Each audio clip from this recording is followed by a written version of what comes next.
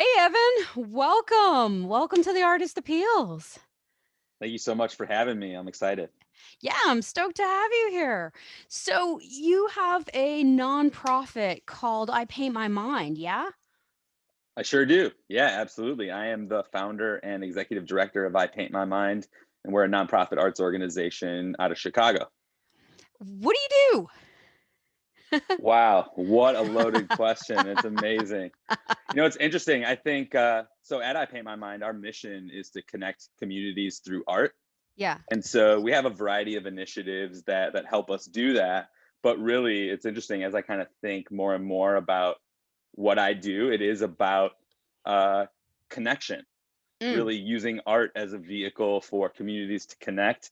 mm-hmm. And yeah, at I Paint My Mind, really since 2012 when we were founded, it's always kind of been a process of looking at new ways to connect communities through art, and especially, as a nonprofit that's always looking at the issue of funding, Mm. looking at how can we sustainably fund the good work that we want to do through these art projects with corporations and community organizations and things like that. So, I was looking at your website, and essentially, you have what I think is really an idea, which is to help artists get into businesses and display their work either through rent or through purchase.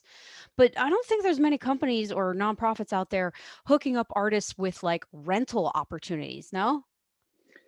Well, it's interesting. I mean, I think definitely not nonprofits, right? I Yeah. think there are more and more art services out there these Mhm. days, right? There are different kind of art rental outfits or art Mm. consultants that offer services like that. Yeah. We're pretty unique in that for us, really what we're doing is looking for ways to work with artists directly, collect their work, Mhm. and then by adding their work to our collection, then featuring it, as you mentioned, through these art rental exhibitions with corporations. And yeah, it's really a kind of a different way to think about how artists' finished work gets out into the world, right? Yeah. That When we talk about presentation angle.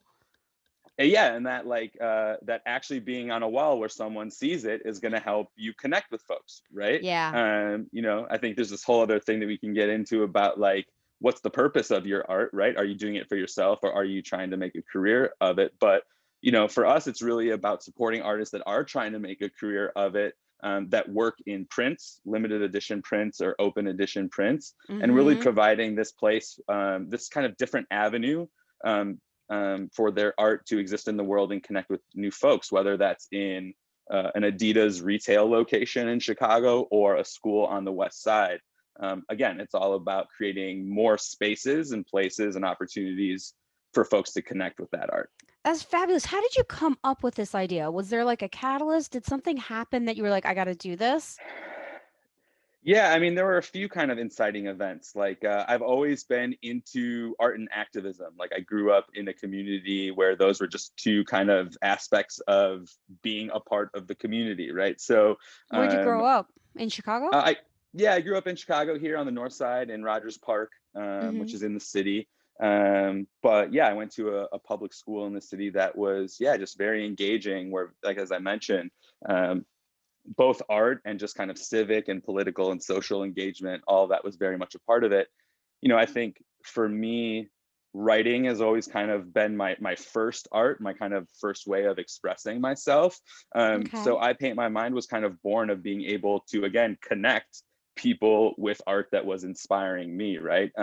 And so yeah, I think it's been interesting to see how the project has evolved, but it's really kind of all been born from like working in nonprofits, working with artists, and seeing where there are these opportunities to, quite frankly, even kind of think about how nonprofits fund the work in a sustainable way, and really ensuring that the artist gets supported first. We take a lot of pride in the fact that we can go to an artist and say, hey, we want to buy 20 of your prints right now. Can we work out a little payment plan and make sure you get your payments every month for the next 3 months because we want to add your work to the collection and share it with the world. That's So that's just a brilliant. it's just a good place to start from, right? We believe in your art, we want to help get it out there, and we're going to put our money where our mouth is and buy some. That's amazing. So, how do you start a nonprofit? Like, how do you get those funds to give to artists? That sounds like a story to me. I mean, Yeah, so I mean, I think it's super interesting that you kind of frame it that way. So, for us, it's more about creating an avenue where the artist's work, um, builds helps build the career for the artist, right? We're not just like getting donation money and then just writing a check to an artist.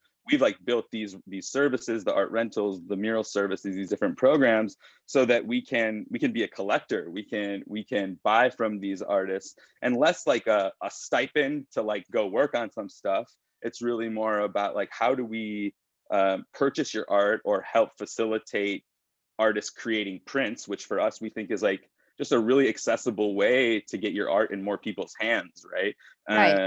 And really a great medium in 2021 where you can do things like on-demand print sales Yeah. and things like that, right? Yeah.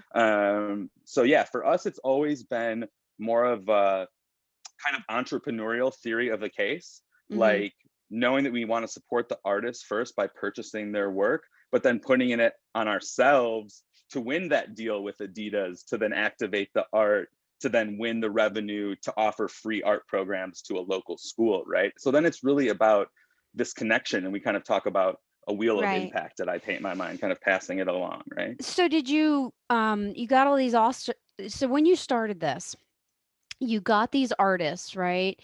And then you had to actively go out and seek contracts with these larger companies. Did you just walk up to them and walk in the store and be like, "Hey, we have artists and we want to put artwork in your store or in your business." Like, how did you even approach that? That's Yeah, pretty sure. And ballsy. I I mean, like it. yeah, and it wasn't exactly that. I think it was also kind of this piece where, like, because we existed as a website and we were publishing all this great content about artists, we had built up these relationships with artists. And by that Mhm. time, once we're talking to companies like Adidas, we already had a collection of 1,000 prints to choose from, Nice. right? So then it's Okay. this whole kind of service where the corporation is able to bring art into their space that really like fits them really well. But Mhm. I think going back to that piece that you asked around like, how do you start a nonprofit like that? And Yeah. I think like most nonprofits in a really um, it wasn't fully formed, right? Like it's been a huge process of discovery, like completely honestly, right? Yeah, any But business yeah, is, and that's why I started this yeah, podcast. Because I mean, I sure. started a craft business, and I was like, "I have to have USB codes and this and that and the other thing. Oh, you mean I need hazard What is warnings? that? Yeah, What?" yeah, Yeah, it is always a process, and, the point is to get this information out there to people that are seeking it. right. Yeah, no, absolutely. And I think, it's interesting. I think for kind of solving the issue of the nonprofit was a different kind of issue, as I say, kind of like thinking about what our business plan was, what this entrepreneurial model that values artists first and then puts it on us to Mm, kind of make those other connections and leverage it in a really cool way. mhm. Um, but yeah, I mean, I think, So you kinda got any the artists, and then you, like, built a website, and then you approached businesses. Is that kinda the order it went? I guess so. I mean, I guess the kind of the kind of inciting event around the art rentals and being able to purchase bundles from artists was Mhm. actually. Have you seen the film Herb and Dorothy about the couple from Manhattan that like in starting in the oh, it's fantastic. It's No. on Netflix, I believe. Yeah, this is one of these kind of things that was definitely an inspiration point. Basically, they're this couple that was collecting art in New York City starting, I think, in the 60s, and they would Mhm. basically use one of their salaries on living expenses and the other one salary on buying art. So like from the 60s Love through the it. 90s, they built up this huge collection. Their like apartment in Manhattan's like full of all this art. And then they ended up like unleashing it on the world and sharing this incredible collection of art that they had kind of like sneakily just been these art aficionados building up this incredible collection. And then they just let it inspire the world, right? How Um, did they show and it? so They just it was touring in like various Oh, spaces and cool. stuff like that. It I wasn't in their gotta check it apartment. out. It started getting lent out. Yeah, but like that was one thing where we started thinking about when I Paint My Mind was just a website and we were thinking about kind of the programs. Artists started sending us prints as kind of like thank you for featuring us, right? Oh, And we started nice. being like, what's kind of happening here? And as we were kind of thinking about what's a sustainable way to set this up where the artists can get paid and we can actually Mhm. fund all this other work, Yeah. that started to kind of inform how we built out the art rental stuff and started supporting artists through that model. Brilliant. Well, it always is a process. And I try and keep the artist appeals organized by this acronym: art, product, presentation, educate, Mm, amplify, licensing and contract, and then success. And it's just a, a awesome. moniker. It's an acronym to keep things organized. Sure. But it sounds to me like you're both an artist. You said your first love is writing, and then you're supporting artists, and you're talking about limited edition prints and open Yeah. edition prints as the product. One things I learned over the last couple of years is that you've got to have these kind of introductory price points, like low price Mm, products for people to get, and then medium, and then like high priced products, and really high priced products like commissions and stuff. So right. do you guys not do any originals? You just focus on those introductory prints? So, through some of our art consulting work, we do help facilitate purchases or originals, Okay. but really, as far as like commissions and custom work, that happens through our mural services. Okay. And So you have it's that not other higher end service. So you are doing these rentals, and then tell me about your tiers yeah, of services. Like, break it yeah. down Well, for us. it's interesting because I mean, the thing about I Paint My Mind that's a little different is that we're not just in service of artists, right? As I mentioned, Yeah. it is like this kind of connection. It's how we can work with artists, support them, Yeah. engage businesses, and then give back to communities, right? But Yeah. What is that? I totally hear, yeah, I mean, I totally hear what you're saying as far as the price points, right? And how you give people different buy-in. I think the reason we're so focused on print is because of accessibility. Like Yeah. historically, it's just the most democratic medium. Like it's very it's like a soccer ball, low barrier to entry. You got a ball, you can play. It's a really, I Yeah. think, Yeah. people a $10,000 original painting is not something I'm in the market to buy. And Right. so I think a lot of the times when we only focus as curators, but even as artists ourselves on originals, I think that's more of a kind of like it's a little holier than thou kind of thing. And I think what it ends up doing is also reinforcing these really like stodgy elitist preconceptions from people outside the art world about what the art world is, right? Now, all of a sudden, if someone can buy a $20 print, that doesn't feel highfalutin, right? That's not like going to Michigan Yeah. Avenue and going to the Art Institute Yeah. and like having security eyeball you while you try to enjoy something you don't understand, right? So I think it's just like interesting thinking about price points, definitely as an artist who's Yeah. trying to like sell their work. Well, Evan, I mean, really what you're talking about is the discussion of high art versus low art. And that conversation Mm, was opened by the pop artists of, the 50s, late 50s and early 60s, where they're totally. bringing commercial imagery into artwork and saying, hey, there is no division between the Brillo concept of art. box. Yeah, yeah, totally. Totally. But, it also brings up this topic of like um appropriate target market and knowing Mm-hmm. where you're showing your art and going to Absolutely. places, because you were talking about being in Adidas. Well, people that are going to go into Adidas, they're buying a product, they're buying shoes or a t-shirt or Yeah. whatever, and they're Yeah. expecting to spend, I don't know, $20 to $200, no problem, right? Yeah. And if they see artwork in that store that matches their self identity, their brand that goes with Culture. Yeah. Adidas, their culture. Yeah, that's the word I'm searching for. Thank you. Yeah. Yeah. And it matches those price points, then they might throw that into the bag too. Throw it in the bag. Let's take it home. You know? Sure. Yeah. Um and of course now there's artists as well all over the place that are doing work that Yeah. is, along those lines of Adidas and that community, like snowboarder art and surfer art and skater art and, cool stuff like that.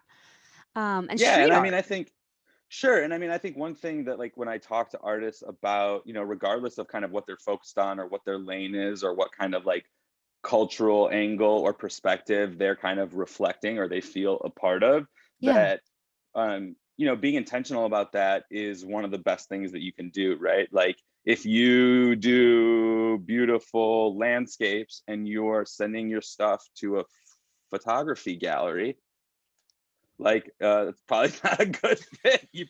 That's probably, so I mean, and like that's the kind of stuff that, I mean, I think, yeah, it's really, I think there's a lot of there's traction to be had when you kind of think about um especially as an artist who is trying to make a career of it, then you've already kind of acknowledged that it's not just about your expression, it's about how you're interacting with folks via your work, right? So Yeah, that's where I was kind of like teased it even for a moment at the beginning of our conversation. Like, if you want to make art like in your room and you're not sharing it, it's just about your expression, that's totally cool, but it's a different thing, it is. right? It Yeah. is. And I've come to believe that the work needs to be presented to have a life of its own. It's kind of like having children. You bear them, you raise them, but Wow. eventually you got to I put like them that. out there, man. You got Hmm. to let them Yeah, for sure. No, live. it's true. No, I mean, I think, as whether it's my writing or my photography or some of the other art that I've done, or even just working with artists and seeing them experience other people, like Experiencing their work. their work. Yeah, it's so important, right? Like I said, like I Paint My Mind really is a connection, artists, businesses, communities, right? So Mhm. for us seeing how that power, the power of art, the inspirational power of art, how artists can be a catalyst to like really kick that off Yeah. is so powerful, right? And I think um I really encourage artists to think about how much they can bring to the world through their art, because that's like how we think about our mission, right? That it's about these connections that we create, yes, by supporting artists first off, but like Mhm. being able to create this connection so that a kid in a school, Mm. in our city, has their mind blown for a minute and really just like thinks about who they are and what they can contribute, and in a brand new way. Like I think when artists think about their art as a kind of form of service, Mm. it's a really interesting way to kind of reframe how art lives in the world and how your art particularly Yeah. engages The with people. presentation is so important. Ansel Adams Totally. has a quote about how the photograph is sort of like a composition, like a musical composition, Hmm. but the print is like the performance of that Mm, composition. And does that artwork really live if you haven't played it? If you haven't performed that sure. composition, if you haven't played that music, is it alive? Has it been experienced? And he was comparing the print to that musical Got it. presentation, the concert, right? And Yeah, so the presentation is really important. And of course, how you I think present so. it often determines the price, people's perception of it as well. Totally. I mean, and that's like one thing that we talk about, transforming spaces through Yeah. our art services, right? Because it's not just, think about any space that you walk into, it makes you Mm. feel a certain way, Yeah. right? You walk into a church, it makes you feel a certain way. Yeah, yeah. Yeah, right? The You you, light, the you know, colors, the quiet. totally, right? So like when we think about our work and kind of this connection and being able to present art, whether it's in a business space or a public Mhm. school hallway, right? That Mhm. like what we're doing is creating new ways for people to think about art. And quite frankly, by putting it in spaces where we live, work, and play, all of a sudden, like art isn't this sterile, like red rope, square rimmed glasses. Yeah. You're not allowed in here because you're not an elite enough thing. And like I'm so anti all that kind of elite art world stuff. I think it's like the more opportunities that we give regular people who might not consider themselves art people to experience this stuff, Mhm. the more artists we'll have in the future, quite frankly, right? Yeah, yeah. There's actually a great diatribe on that. There's a book called The White Cube or The White Box, and it Okay. talks about how we take artwork and put it in this all white gallery up on a white pedestal. We divorce it from all of our surroundings. There's 2 feet between Sounds like I it need and to the buy this next book piece. immediately. Yeah, for sure. Awesome. I'm making a note right now. I'll look it up for you. I have a copy upstairs. It's either the white cube or the white box. And it's kind of an Okay, academic discussion about why do we do this. cool. Um, Very cool. Yeah, it's a cool book. So presentation is so important. And so you Really really is. help artists find a space. I don't know if you've ever thought about this, but one of the spaces that I get so frustrated by Mm, is when you go in a building and you go up a stairwell and they're totally empty, completely empty, huge walls, sterile space. And I'm like, why is this not filled with art? Why? Yeah, no, hey, one of the main setups that we tend to do in schools when we install their 20-piece art exhibition is Hmm. up and around a stairwell, Oh, right? Because it's nice. such an incredible gallery space, right? Yeah. It kind of moves with you. You can go up and around, and oftentimes in these super old public school buildings, that's oftentimes where you get the best lighting as well, because Oh, there's actually nice. like a window up above that kind of like stairwell Oh, space. nice. Um, Yeah. but yeah, no, I totally agree. And I think like whether it's like a mural under a viaduct in your city, right? Hmm. Or art hung in your library or your school, that like these are the touch points that people need to have with art for Hmm. art to be supported and funded and valued the way all of us who already work in arts believe it should be. So yeah, Yeah. I'm all about kind of like, I think the recontextualizing of where we experience art is a huge driver of Hmm. how we can make it a bigger part of our society. Now let's talk a little bit. I want to touch on, you said art under an aqueduct, which I mean, essentially you're talking about like street art, right? Graffiti murals and education. So this is actually a perfect segue into education. We're talking about presentation, but how do you educate Sure. audiences to the importance of art? I went to grad school in San Francisco, right? And I would take the Yeah. underground Muni, and you're in these dark tunnels, but there's lights on the train. And every once in a while, I'd have my face like up against the window, and you'd see this amazing art in this dark tunnel. I remember there was this Right. white horse. Giant life-size white horse, kind of like in a Dali manner with like the Mm, elongated legs, right? sure. And I would just wanted this one little glimpse, and it was like a millisecond, and there was this gorgeous art, and yet it's vilified because it's Mm, it's defamation of public property, right? It's um but yet now we have people like Bansky who are taking street art and putting it in the high art league and saying, watch what I can do. I can get $1 million for a stencil on a door, or I can destroy my art at an auction after it's been sold for however. Did you see that one? Did you yeah, see yeah, when he did that? shredded. Yeah. Right. So, how do we educate the public to the importance of the artist and, take some of these forms of art, like street art, like graffiti art, and make them accessible, make them okay? Like, how do we have this conversation about educating the public to the arts? I think that's super interesting. I mean, my brain goes into a few different tangents. I think Sorry. no, no, hey, no, it's I awesome. I tend love to it. do No, that. I there's a, love there's these conversations. no, it's no, totally, it's awesome. I think there's a couple pieces, right? Um, I often talk about cultural majorities, right? And I think it Mm, happens in any society where a cultural majority basically gets to like dictate what everybody else measures up to.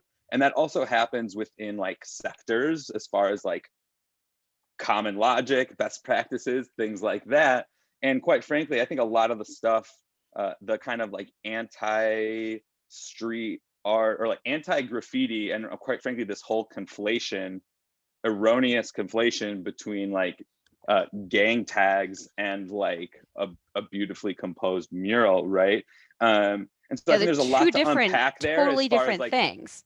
Well, one is like yeah, and tagging street territory. It's art. like a dog pissing on a corner saying this is our spot. And another one is somebody's self-expression. Wouldn't Well, you? also street art doesn't say, it just tells you, it's like that's like saying canvas art. Okay, well, I don't know what's on the Right. canvas. It's just a huge Street moniker. art just tells us where you're putting the work. It doesn't tell us what the work is. Right. And I can't tell Good you how point. many times people use the word graffiti without understanding what it means, right? And there's How would tons you to unpack. define graffiti? Well, I mean, I think there's the whole, I mean, how graffiti kind of evolved really in New York City, and kind of the Mhm. cultural tension there is basically how most people understand it within a context of like gangs and Mhm. dark skinned men in a city. Okay. So, Right. like, That conflict aside from of, that, yeah.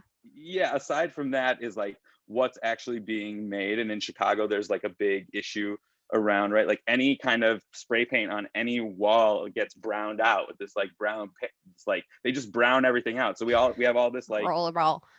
brown, terrible looking stuff like all over the city, and they don't distinguish between like a Latin Kings tag and like a mosaic that was installed up on like this, like it'll all get painted over. It doesn't matter, you know what I mean? Oh, geez. So there's a lot there, but I think like the other point that kind of, I think comes to mind is that what is accepted by the art world, or like whether or not the low art, high art, street art, fine art, like Mm-hmm.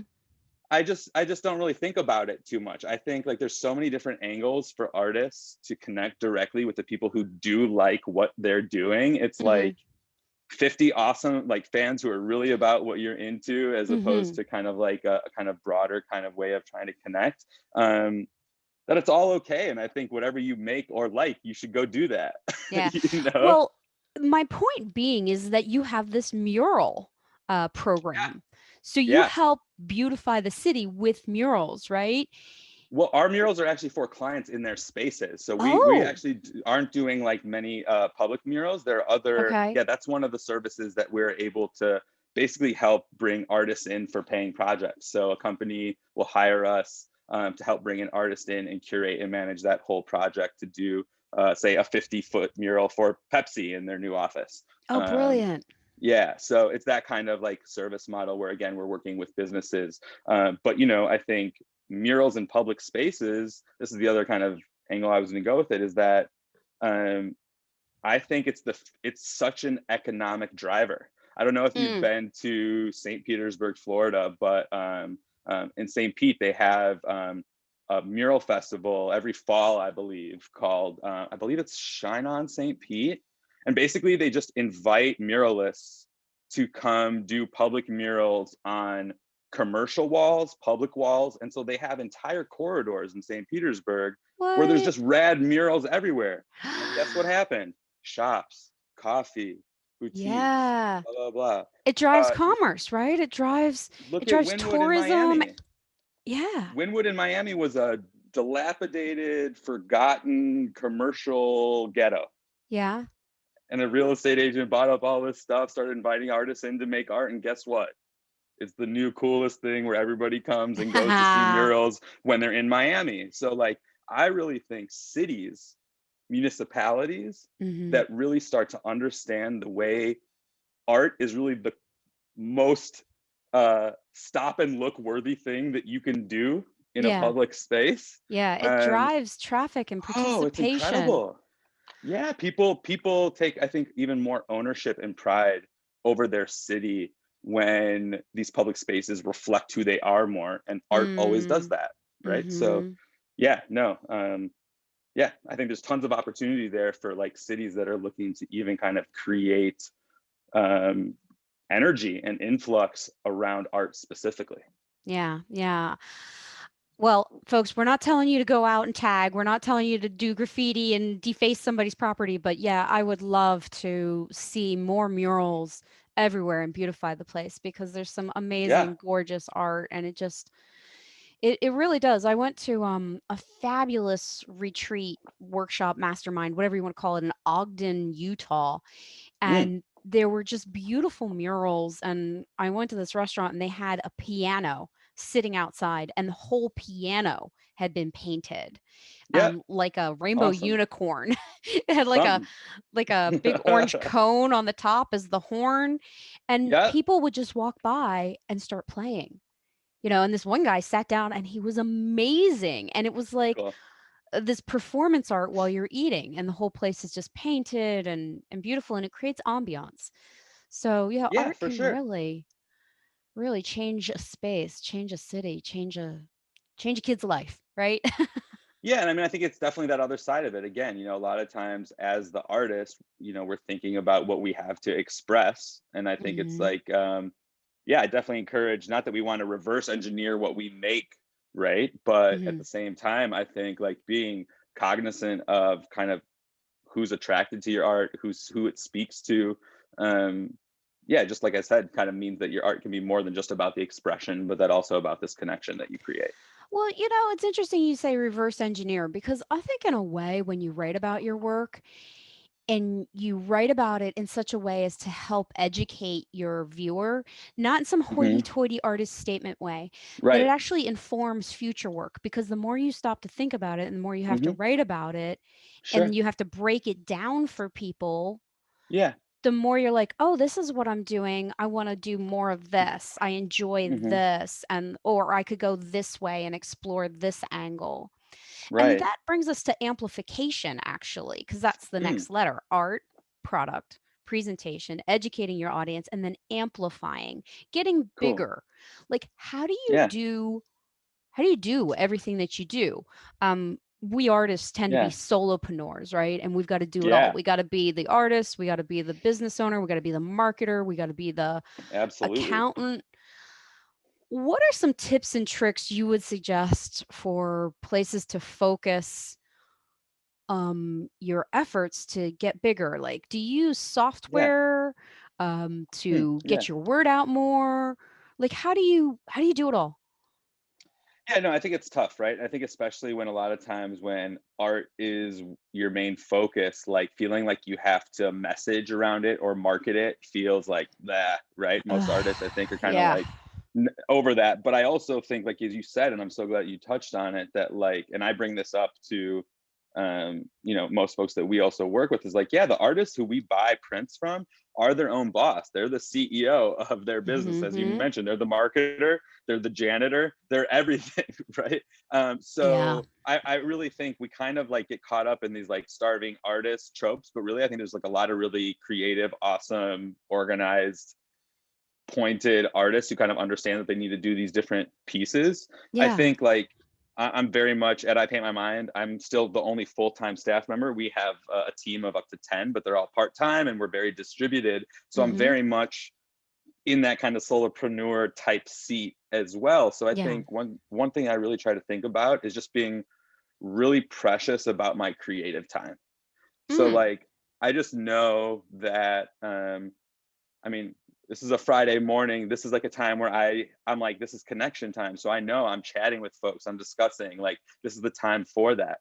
But So like you actually Mondays, set aside time to reach out to people and do that marketing and have those oh, I mean, conversations. less that.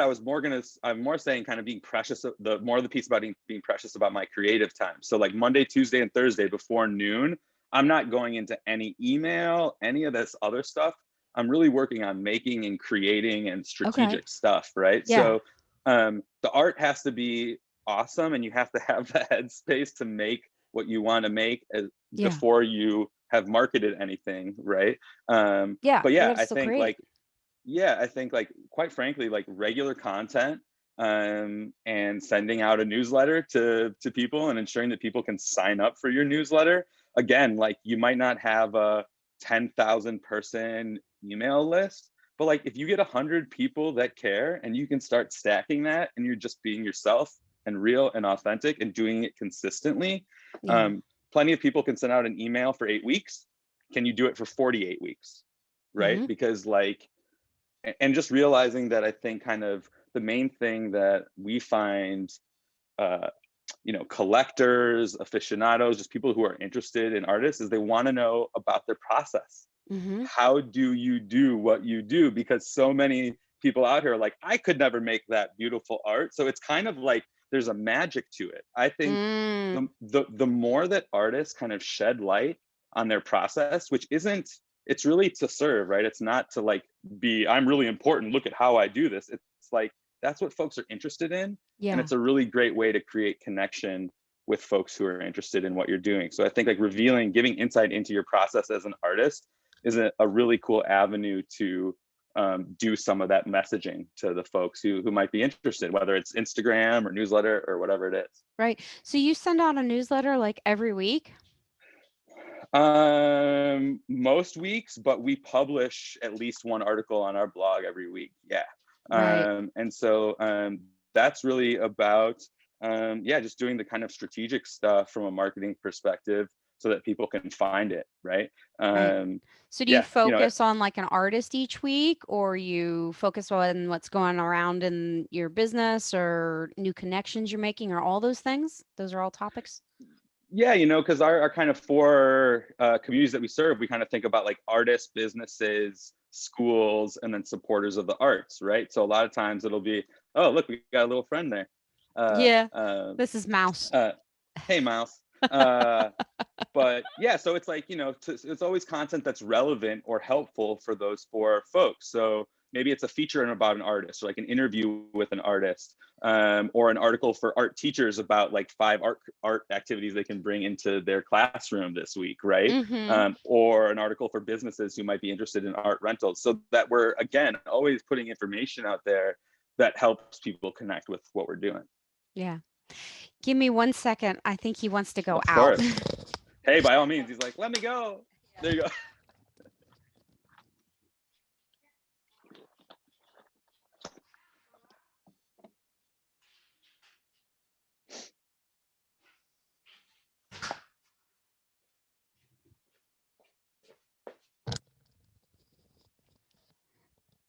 Sorry about that. Otherwise, he'll All just sit good. here and nudge my hand and nudge my hand and For nudge my sure. hand. All good. Okay, so we were talking about, let me see here. I'll do my little clap thing and I can cut that out. Cool. Educate, organize, licensing, contracts, success. Yeah. Um, okay. So amplifying, you were talking about having a way to capture people's email addresses. I think Yeah. that's so important. And I know it's one of the things I'm bad at emails. I should do more, but I've gotten kind of focused on social media. Hmm. What platform do you guys use for emails? And do you do any email automation? So you update your blog every week, but do you then use that blog to inform your emails? Like, do you set up your email and point people to the blog, or do you grab content from it, like snippets? Like, Yeah. how do you Yeah. repurpose content, and what software do you use and stuff like that? Let's go Yeah. techie. So, yeah, for sure. Like we don't use, so for email marketing, we use Mailchimp. It's just pretty direct and straightforward. And it's I free think for like under 2,000, I think. 2,000 emails.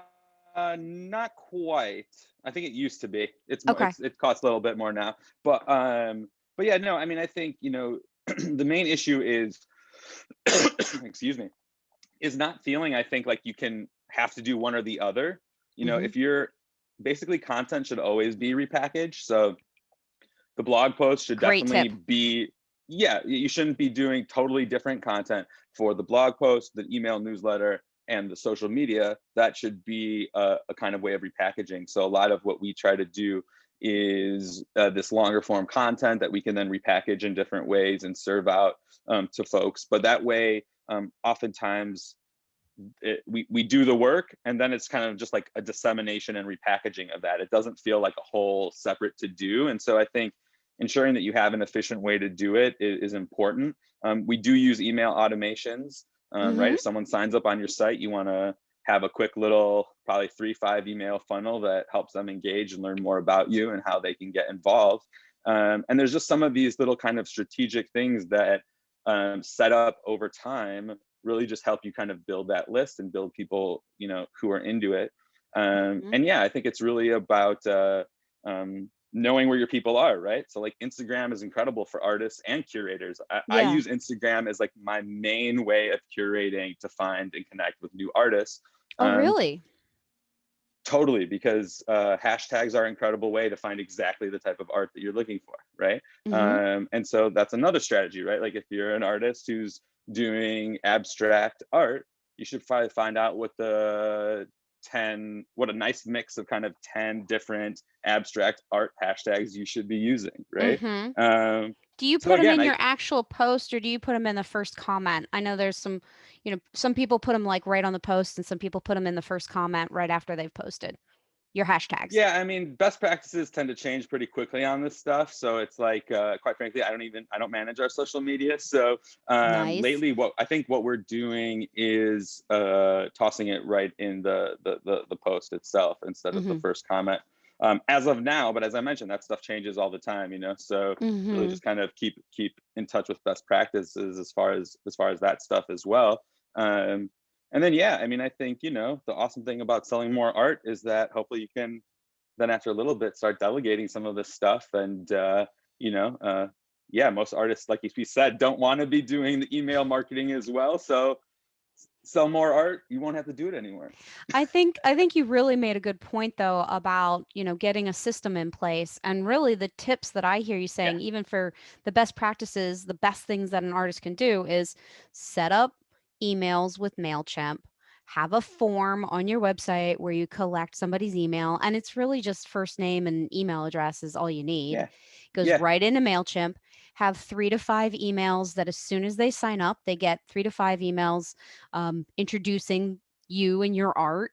And yeah, then, write something really long blog post and use pieces, pictures from that about your process or whatever you're writing about in your social media and in your emails. I love it. I love it. And that's totally, things totally. people can do. Those are actionable tips that you guys can do right here, right now in There the you go. next, 7 days. Set that up. Totally. And I mean, I think another thing that we also do, I think, is, and you know, with this like bigger content, right? Even if you're, say, on a podcast as an artist, right? Yeah. Yeah. That's an incredible piece of long form content that can then be disseminated in so many great ways with, you know, little awesome quotes that kind of really boil things down. But yeah, you know, you don't want connecting with, you know, you don't want your marketing to be most of what you do if you're an artist, right? So it does Right. need to be efficient, right? But it Right. also has to be consistent. Well, you know what's really cool? I don't know if you've heard of this, Evan, but I'm trying out a new software for these blog Hmm, posts that we're doing this season called Try Lately. The name of the okay, software is Lately, but the website address is Try Lately. And it's a got little it. like Rev.com. So, you Sure. guys, if you're into podcasting, if you're into video and you make yourself a podcast or you make a video, you just upload it to Rev.com or you upload it to TryLately.com, and it makes these transcripts. It Beautiful. transcribes it, and then you can pull snippets from it. Now, what's cool about the Try Lately is it's AI. So it's artificial intelligence that creates content based on interaction and engagement from your user. And I won't get too deep into Awesome. that, but I'll let you know Awesome. how it goes because I'm pretty Yeah, for excited sure. about it. Cool. Um, so, anyways, amplifying, getting bigger is a thing, and it's hard to do. It is, but a system's so important. I love the fact that you have all these helpers. How did you start reaching out and getting help? Because I think that's another topic for artists. Yeah. Like, when do we reach out for help? What is the first thing you outsourced, and how do you find somebody to help? Wow. Yeah. I mean, I think, like, you know, one of the big things we had to scale up as we started building our collection was like Mhm. framing all this art that would then be displayed Mm. in these spaces, right? So, Right, so you didn't um, ask artists to actually frame it themselves. right, we would buy the stack of prints and Okay. then we would do all that framing internally, again, like putting it on us to be able to like mobilize this connection and push the art through the program that way, right? Yeah, and um framing's expensive. yeah, I mean, it's a way less expensive when you do it yourself, like That it if is. you know what you're doing, right? But yeah, no, custom framing is quite frankly a bit of a racket.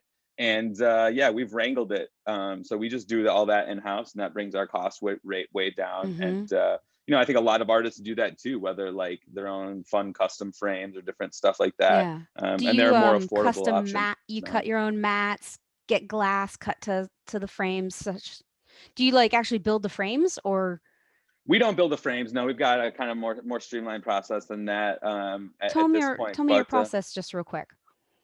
yeah, so I mean, oftentimes we buy the prints from Mhm. the artist and then kind of catalog them in the collection.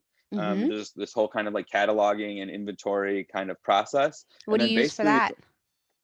um, Google Sheets. Really? Okay, okay, cool. Yeah, Go on. yeah. Works great. And so yeah, Google Sheets, and then a bunch of flat files, bunch of workspace tables to do that Hmm. framing work. But yeah, once we have the art in the collection, then we're kind of looking for that fit with the partner, right? Is it a corporate space or is it like a school? And then at that point, once we know it's going to be in a space, that's when we kind of activate it, get frames, mats, and Okay. set all that up. Yeah, That's brilliant. And do you have a bunch of people that come in and you do that? Because I mean, I've framed work for shows before, and it is this whole process. You've got to, you totally. know, um, get the backer and mount the piece Yeah, without, with corners and edges because you don't want to spray mount it. You don't want to damage it. And then you got to cut the yeah. mats, and if you double mat it, and then cutting the glass and getting all that dust out and cleaning it and spraying it, and oh, it's a whole process. No, it's a whole process, totally. And like we found some ways to streamline it, whether buying like pre-cut mats or things like that. Like you don't want to have to reinvent the whole wheel, right? Like Right. it also depends just what you value more. If you really are into custom, weird, gnarly frames with something you salvage from an alley, then okay, but that's going to take more time and be a whole bit of your process, and that's totally cool. I love stuff like that. But yeah, I think the main thing is thinking about, like, back to your question around like delegating and bringing folks on to help you with different pieces. Thank you for what keeping what me on is track. No, well, I mean, because I was just thinking about just the framing, right? Like Yeah. framing was one of those big things that we had to bring folks in to help. So Right. it's like, what do you what are you worst at? What's taking too much time? Like those are Mhm. two really good questions as far as like what you should delegate, right? Like, Right. um, yeah, there was a saying that my abuela used to say that was like basically like cheap stuff is expensive, right? So like if you don't I know how to like do that. accounting and you're wasting a month figuring out what QuickBooks is, you should have delegated that. Abuela is your grandmother? Is that a Spanish term Yes, for grandmother? yes. Yeah, Cool. yeah. Yeah, the saying is lo barato cuesta caro.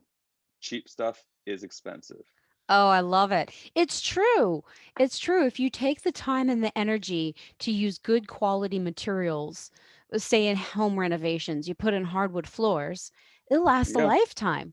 You put in carpet, you got to replace it in 5 years, 10 years, Right. And I It's mean, like, trash. just being honest about what you want to do and what you should do, right? So, Right. like, yeah, it might be like feel a little prohibitive to spend $300 to set up QuickBooks and get someone to like teach it to you, or like whatever. But it's better than wasting a month, I like it. I So like just it. like, yeah, be practical. Don't yeah, some of those rabbit holes don't need to be run down. Right, right. So licensing and contracts, it sounds to me Mm, like you are a good source for plain English advice on licensing and contracts. I know that scares a lot of artists. Um, yeah.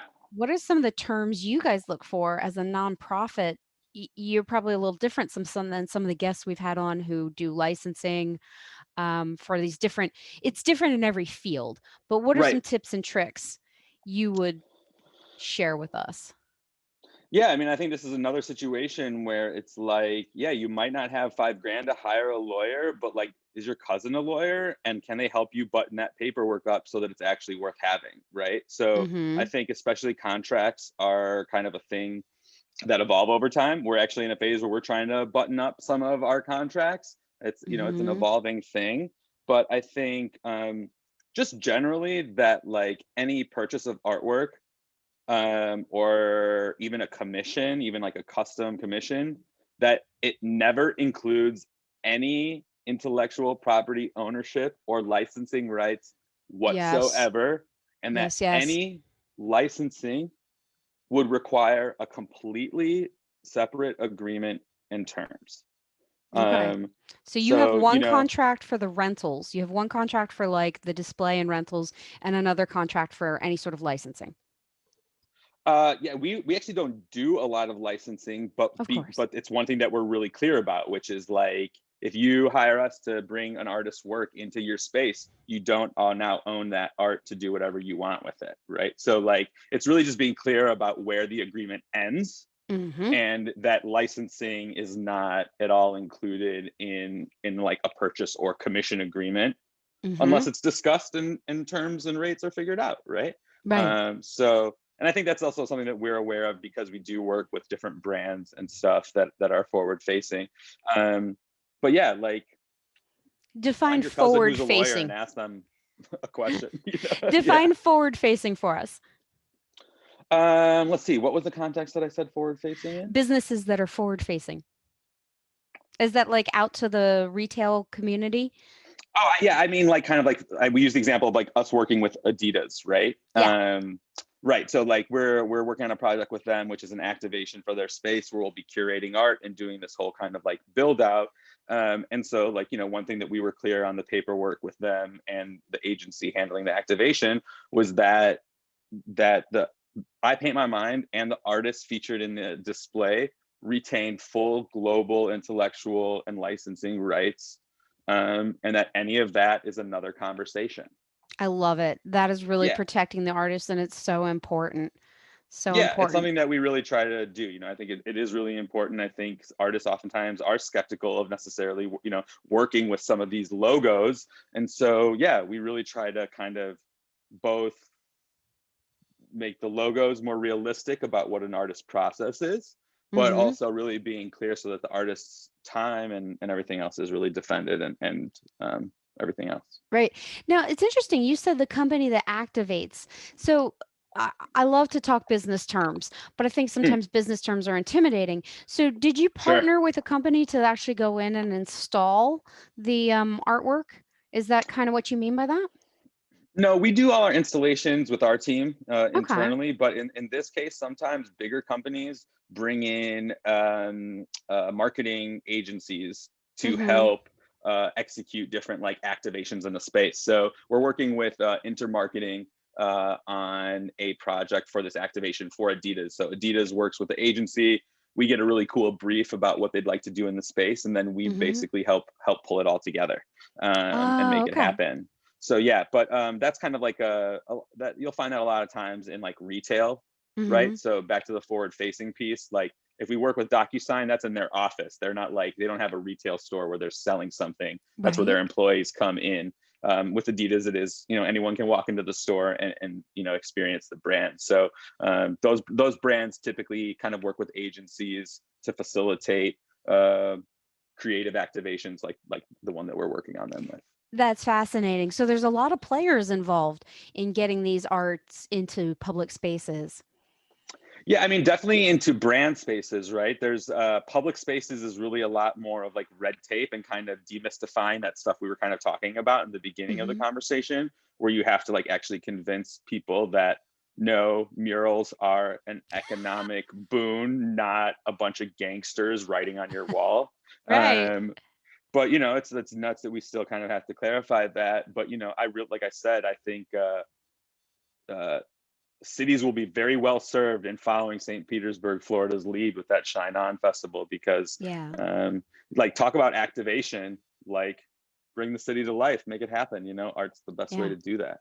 Yeah. I love it. I love it. So finally, the last letter in the appeals acronym is S for success. How do you measure and define success? Because we as artists are so creative. We have so many ideas. I think sometimes we Right. just pop from idea to idea and we don't Mm, stop to evaluate what we've done. creative whack-a-mole. Yes. Yes. How do you stay focused and how do you define success and then celebrate it? Mm, I really like that. That's interesting. Celebrate it too. So yeah, so hmm, I think This one always gets people because oh everybody yeah, I love admits it. we There's a all do it. right. No, totally. And I mean, here's the thing, like for me, the way I think about I Paint My Mind and our mission to connect communities through art and growing that, right? So the Mhm. parallel being an artist growing how much income they make, how many fans they have, how many opportunities to exhibit their work they have, right? Like um uh I'm always thinking about what I can delegate so that I can Mhm. really focus on telling this story of art and connection because that's my theory of how I Paint My Mind can do more great work in the world of connecting people through art. Yeah. So my kind of true north is like really always being really quick to reprioritize so that I ensure what I'm working on is helping me do that, right? So, um, Can you give us an you know, example? yeah, so I have like weekly meetings with my team, and this could just be a way that you integrate into your solo process where like the four things that we talk about, like our agenda is always the same. It's what did we do? What's up next? Um, what are any bottlenecks Yeah, to moving forward?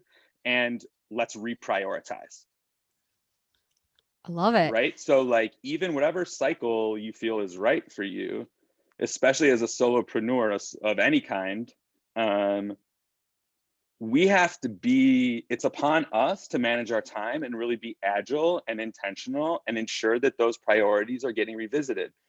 At I Paint My Mind, or as a single artist trying to build, connect with more folks and build up that practice and become a professional, um, yeah, it requires, um, yeah, it requires kind of really being agile and coming back. What is the priority? What is the priority? What are the top three things on my list? Right? If a list has more than three things on it, like it's pretty useless, right? So Mm, I think,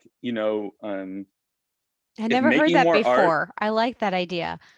well, It's when a like your brain just business kind of concept. goes off and you're like, oh, I've got a 20 item list and now I'm still where I was because all the splatter in my brain is just now in my notebook, right? Right. Um, so like, always just kind of being, what are the top three? What are the top three?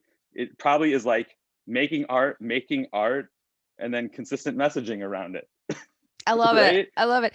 Yeah, Yeah, it's like bullet journaling, constantly revisiting that list. Um, yeah. And also just like, how long have I been working on this? mm. Is a really important question. Oh Like yeah? nothing should go on forever. Yeah, yeah, for sure. Like, I kind of don't thinking think I've about ever things as, asked myself that question. I think I need to. yeah. Well, it's just like a goal, right? Like what is the end? Like when does this end? How will we know when we've gotten there? Most artists understand that in terms of like their painting, but if the next goal after you've made the art is I want to get into three gallery shows in the next 6 months, Mhm. then you need to find 30 galleries that show your kind of stuff and start building those relationships, right? Yeah. But it shouldn't be the next 6 months that you're working on that. That should be like a 2 week project. I think that's really great advice because I do think we kind of stop sometimes with making art. We make the art, Mm, we finish it, and then we don't have that next promotional goal. But really mm, business is all about planning is what I've learned over the last couple of years is it's really like you're sure. talking about. It's like evaluating, planning, and then pivoting or whatever you want to call it, but replanning. Sometimes the Yeah, first step is planning the first step. And then the second step totally. is taking that first step. But I love your idea about having only three goals. I never heard that before, and I love it. Yeah, no, that's how I kind of The try to top cinch three. myself in whenever I feel like I'm doing the creative whack-a-mole thing. You know what I mean?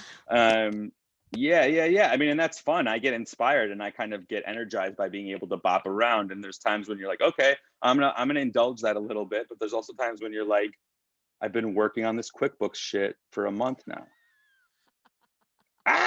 Like so just like, Yeah. yeah, we can be wiser than that. I trust us to do that. Yeah. Yeah. Yeah. I have a great process that I keep. One of the things I keep meaning to do is put up on the website something I call the Make Money Matrix, which is where you fold Mm. a piece of paper in four, fold in half, and then right across the top, makes money, does not make money. Right down the side, have resources, do not have resources. Hmm. And then you Yeah, put your projects in those sure, categories and fold sure. it up so you can't see the other ones until Mm, so you can just mm, focus on the things that are going to make you money right now and you can yeah. do right now. So, Yeah, I mean, actionable is huge, right? Being right. able to like do it right now, like, and I think that's also kind of the slippery slope with the creative whack-a-mole, right? Sometimes we Mhm. get satisfied by these things that we can kind of bop around and boom, boom, boom. Mhm. But that's why I kind of like when I was talking about kind of being precious with like my creative time, that just is like it's 9 to noon. I'm not like 9 to 9:30, 9:30 to 10:15. No, it's like that's like it's open in that space. And Mhm. just being like intentional about that, I think, and the top three thing, like you were just saying, kind of, if I get these three things done by noon, the rest of the day's gravy. We're good. Nice. So you Right. set yourself a Yeah. chunk of time and you give yourself the top three projects and you try and get it done. Yeah. Most days, if I'm being as intentional as I try to be, that's usually how I start. Yeah. I love it. I love it. And how do you celebrate success? What do you consider the Mm. measurement? How do you celebrate that success when you hit a milestone, when you get a goal? It's usually just like I really am energized by creative breaks. So I also think a lot of times when we work for ourselves, we kind of tend to uh, chain ourselves to the desk when we don't have to. It's like Mhm. we manage our own time. Let's, you know, I'm usually like 90 minutes and I need to like jump around for a minute or like see something funny or watch 10 minutes of like an art documentary, to just kind of Mhm. like boom, get a little refresh. Right. Um, We've and got to and I have those also refreshes because if you don't, yeah, you got to have that little break or you'll burn out. totally, and I think like what are the three things that I can get done before noon that make the day gravy is a totally different approach than like I'm sitting here until 5 p.m. no matter what. It's totally different vibe, right? So I think like it just makes a huge difference, especially when we're being creative. I love it. That's your measurement of success. If I can get it done by noon, the rest of the day is gravy. I love it. And kind of like being like forgiving with myself when I'm like, no, I'm gonna draw a little bit, listen to a bit of a podcast, jump on the indoor bike for a little stress buster, and then like maybe do some work, or get back to it after that. Um, Mhm. it's just like it feels like a better flow for like doing creative things, and being Mhm. strategic. Well, creativity is what we all love. And so I Yeah. think we get trapped down that rabbit hole of doing the creativity is the success itself. And so, And maybe for some of us it is, I'm totally open to that. I think defining success for ourselves is what that means, right? Like I would be really hesitant to say that, I know what it is for me. It means like balance and being with my family and being able to chill out and go play outside with my kids and yeah, having that be like all part of what I do, and being getting good work done means all that other stuff can happen. So yeah, I think that does feel like success. wonderful. Well, Evan, thank you so much for being on. And where can people reach out to you for I Paint My Mind? Yeah, no, thank you so much for having me. It's been great. Yeah, anyone can check us out at ipaintmymind.org. Where Hmm. I paint my mind on all the socials. And my personal website is evanlarufa.com for a little gateway to all my little different projects. Haha. Yes. Tell me one more thing. What are you looking for right now? What do you need? Do you need more Hmm. artists? Do you need more companies? What should people be throwing your way? Oh, that's super great. Thanks for asking that. Yeah, I think, right now our big kind of focus is this initiative that we launched a few weeks ago called Sponsor a School. So really Mm. what it does is, yeah, it's inviting companies to sponsor our programs in the public schools that we work with. So yeah, if Mhm. anyone listening to this is in and around the Chicago area or knows individuals at companies in Chicago who are interested in supporting the arts and education specifically. Mhm. Yeah, the Sponsor a School initiative is a way that companies' charitable giving departments can donate, fundraise, and volunteer to ensure schools in our city can keep I Paint My Mind's programs for years to come. Brilliant. Wonderful. Thank you. Thanks so much.